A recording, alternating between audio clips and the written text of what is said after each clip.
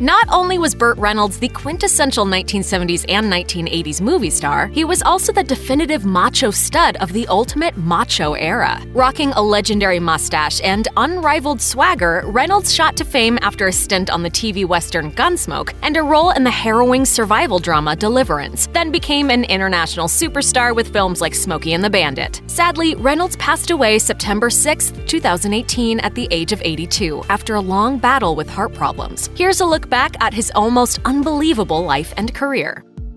Icon.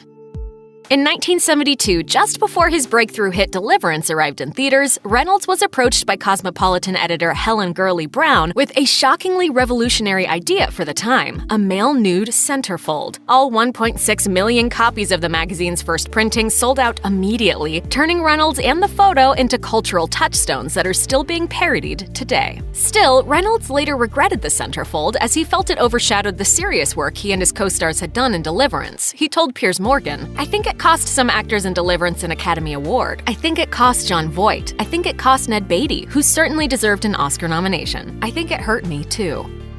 He was the biggest star in the world.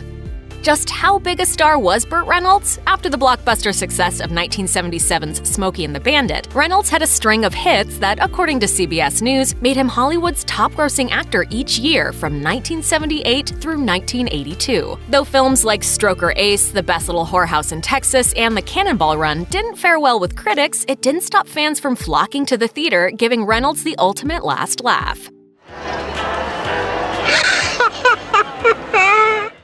Missed opportunities. As big of a star as Burt Reynolds was, he might have been even bigger if he hadn't passed on some of the most iconic roles in movie history. In an interview with Andy Cohen in March 2018, Reynolds revealed he turned down Al Pacino's role of Michael Corleone in The Godfather, after Marlon Brando threatened to quit if Reynolds was cast. But that was just one of many iconic roles that Reynolds was offered. He passed on Pretty Woman, which eventually went to Richard Gere, and also turned down the lead roles in both One Flew Over the Cuckoo's Nest and Terms of Endearment, each of which went on to earn Jack Nicholson an Oscar. But the biggest misses in his career were the roles of James Bond, which he declined because he felt the part should only be played by British actors, and Han Solo, which he passed on because he didn't want to do science fiction. Imagine how different Hollywood history might have been. Death of a career.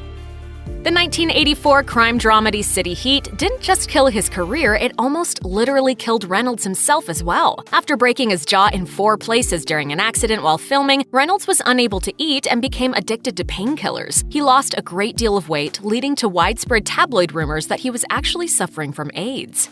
It was an interesting time. That's when you find out who your friends are.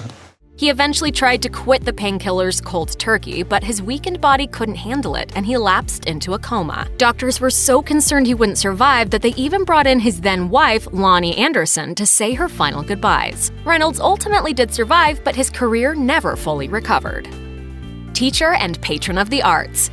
Though his movie career hit the skids in the mid-'80s, he still had a safe haven to practice his art as an actor, the Burt Reynolds Dinner Theater in Jupiter, Florida. Breaking ground in 1978, Reynolds said at the time, "I want a theater for people who haven't seen live theater at prices they can pay. I also want to have a place where actors, friends of mine who most producers don't have access to, can work." Over the course of the next decade, the theater staged 116 productions featuring stars like Carol Burnett, Farrah Fawcett, Ned Beatty, Kirstie Alley, and Robert Urich, as well as Reynolds himself. He closed the theater in 1989, but later opened the Burt Reynolds Institute for Film and Theater, where he continued to train new actors until his passing. The love of his life. Reynolds was married twice, first to English comedian Judy Carne and then later to WKRP and Cincinnati star Lonnie Anderson. Both marriages ended in divorce, with his split from Anderson leading to an infamous appearance on The Tonight Show with Jay Leno where he attacked Double Dare host Mark Summers after one too many jokes about the divorce. Who told you that? Because my wife tells me that often. She says, "Good morning." I'm still married, as a matter of fact. Yes, well, you... In 2016, though, Reynolds revealed that the biggest disappointment of his life was the failure of his 5-year relationship with frequent co-star Sally Field. He told the Daily Mail, "She was the love of my life, and I screwed the relationship up. That sense of loss never goes away. I have no idea what Sally thinks about it." Following his passing, Field issued a statement to people that read in part, "There are times in your life that are so indelible they never fade away. They stay alive, even 40 years later. My years with Burt never leave my mind. He will be in my history and in my heart for as long as I live." The Comeback Kid. In the 1990s, Reynolds famously staged a comeback, first with the hit TV series Evening Shade, and then with his Golden Globe-winning performance in the 1997 film Boogie Nights. And I kept saying, no, I can't do this picture, because I bring some baggage to it that maybe you don't want.